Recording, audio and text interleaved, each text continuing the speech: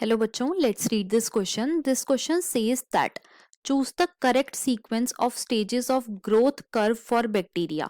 तो बेसिकली इस क्वेश्चन में हमें stages of growth curve of bacteria को लेके करेक्ट सीक्वेंस को चूज करना है. Option A lag, log, stationary, decline phase. Option B lag, log, stationary phase. Option C stationary, lag, log, decline phase. And option D decline, lag and log phase. अब अगर इस question के मैं की concept की बात करूं तो इस क्वेश्चन का जो की कॉन्सेप्ट है वो है population growth curve. Let me write it over here. Key concept is population growth curve. तो बच्चों इस क्वेश्चन में जो हमें ये ग्राफ गिवन है ये गिवन है about the population growth curve. Right. अब जो पॉपुलेशन ग्रोथ कर्व होते हैं ये दो टाइप के होते हैं. एक होते हैं एक्सपोनेंशियल, इट इज एक्सपोनेंशियल. और एक होता है बच्चों logistic. Second is logistic. Right. जो एक्सपोनेंशियल ग्रोथ कर्व होता है बच्चों ये तब ऑब्टेन होता है जब भी जो रिसोर्सेज हैं ये कैसे हों, ये अनलिमिटेड हों. अनलिमिटेड हों. राइट. और लॉजिस्टिक ग्रोथ कर्व हमें तब ऑब्टेन होता है जब जो रिसोर्सेज हैं वो कैसे हों, वो लिमिटेड हों. राइट. साथ ही साथ जो एक्सपोनेंशियल ग्रोथ कर्व आता है बच्चों ये जे शेप्ड आता है, जे शेप्ड आता है. और जो लॉजिस्टिक ग्रोथ कर्व होता है बच्चों ये एस शेप्ड आता है.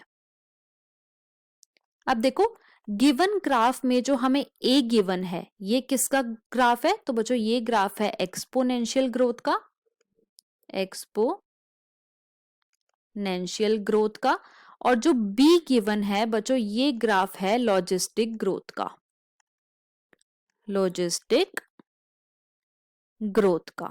अब जो एक्सपोनेंशियल ग्रोथ होती है बच्चों उसकी इक्वेशन होती है dn by dt is equal to rn, जहां पे dn बाई dt क्या इंडिकेट करता है, तो बच्चों ये इंडिकेट करता है rate of exponential growth. It indicates rate of exponential growth. Right. R क्या इंडिकेट करता है, तो बच्चों आर इंडिकेट करता है intrinsic rate of natural increase. It indicate intrinsic rate of natural increase. मतलब कि birth rate minus death rate कितना है. और जो n है ये क्या इंडिकेट करता है, तो बच्चों n इंडिकेट करता है population density. It indicate population density.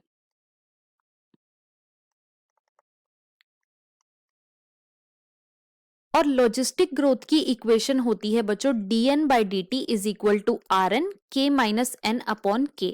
बच्चों it is dn by dt. Right. तो यहां पे dn बाई dt इंडिकेट करता है rate of logistic growth, r indicate करता है intrinsic rate of natural increase, n indicate करता है पॉपुलेशन डेंसिटी और k इंडिकेट करता है बच्चों कैरिंग कैपेसिटी. Carrying capacity. तो सबसे पहले तो कैरिंग कैपेसिटी क्या होता है, तो बच्चों कैरिंग कैपेसिटी का मतलब होता है कैरिंग कैपेसिटी वो पॉपुलेशन साइज होती है जो कोई भी इकोसिस्टम सपोर्ट करता है by nature. So it is the population size supported by nature through resources. Right. मतलब कि वो पॉपुलेशन साइज जो कि कोई भी इकोसिस्टम सपोर्ट करता है बाय नेचर, तो वो इंडिकेट करता है कैरिंग कैपेसिटी। और एन क्या इंडिकेट कर रहा है, तो एन इंडिकेट कर रहा है पॉपुलेशन डेंसिटी।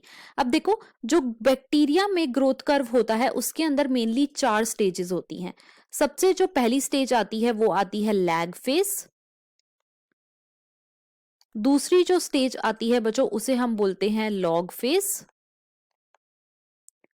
तीसरी जो फेज आती है उसे हम बोलते हैं स्टेशनरी फेज, स्टेशनरी फेज। और जो चौथी आती है बच्चों उसे हम बोलते हैं डिक्लाइन फेज। अब एक एक करके हम चारों के बारे में डिस्कस करेंगे। तो सबसे पहले हम बात करेंगे about lag phase. Lag phase क्या होता है, तो बच्चों लैग फेज के अंदर हम बैक्टीरिया को जब भी किसी नए मीडियम में, जब भी किसी नए न्यूट्रिएंट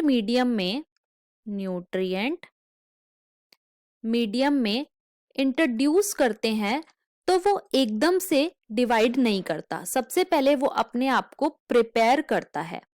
तो लैग फेज के अंदर जो बैक्टीरिया है वो अपने आप को प्रिपेयर करता है फॉर रिप्रोडक्शन, राइट। उसके बाद आता है लॉग फेज। तो बच्चों लॉग फेज के अंदर बैक्टीरिया जो है वो इस न्यूट्रिएंट को कंज्यूम करता है और जल्दी जल्दी अपना नंबर जो है वो बढ़ाता है, मतलब इसके अंदर वो रिप्रोडक्शन करता है। उसके बाद आता है बच्चों स्टेशनरी फेज। तो एक टाइम ऐसा भी आता है बच्चों जब मोस्ट ऑफ द जो न्यूट्रिएंट्स हैं वो कंज्यूम हो चुके हैं, जिसकी वजह से क्या होता है, बर्थ रेट जो है वो इक्वल हो जाती है डेथ रेट के। Birth rate is equal to death rate. और ऐसा क्यों होता है, क्योंकि जो न्यूट्रिएंट्स हैं इनकी अवेलेबिलिटी जो है वो काफी ज्यादा कम हो गई है, जिसकी वजह से कुछ बैक्टीरियाज जो हैं उनको न्यूट्रिएंट्स नहीं मिल पा रहा और वो सरवाइव नहीं कर पा रहे, राइट। उसके बाद आता है बच्चों डिक्लाइन फेज। डिक्लाइन फेज के अंदर क्या होता है कि जो न्यूट्रिएंट हैं ये बिल्कुल भी नहीं बचते, जिसकी वजह से क्या होता है, सारे के सारे बैक्टीरियाज की डेथ हो जाती है, राइट। तो मेनली बैक्टीरिया की ग्रोथ कर्व में 4 टाइप के फेज मिलते हैं, lag phase, log phase, stationary phase और डिक्लाइन फेज। अब देखो क्वेश्चन में हमसे यही पूछा गया था, तो अब हम अपने ऑप्शंस को चेक कर लेते हैं। ऑप्शन ए में हमें गिवन है lag, log, stationary and decline phase, जो कि बिल्कुल करेक्ट है। ऑप्शन बी में हमें गिवन है लैग, लॉग, स्टेशनरी फेज, तो बच्चों ये इनकरेक्ट हो जाएगा। क्यों, क्योंकि डिक्लाइन फेज भी आता है। ऑप्शन सी में हमें गिवन है stationary, lag, log, decline phase, तो बच्चों ये इनकरेक्ट है। क्यों, क्योंकि सबसे पहले आता है लैग फेज।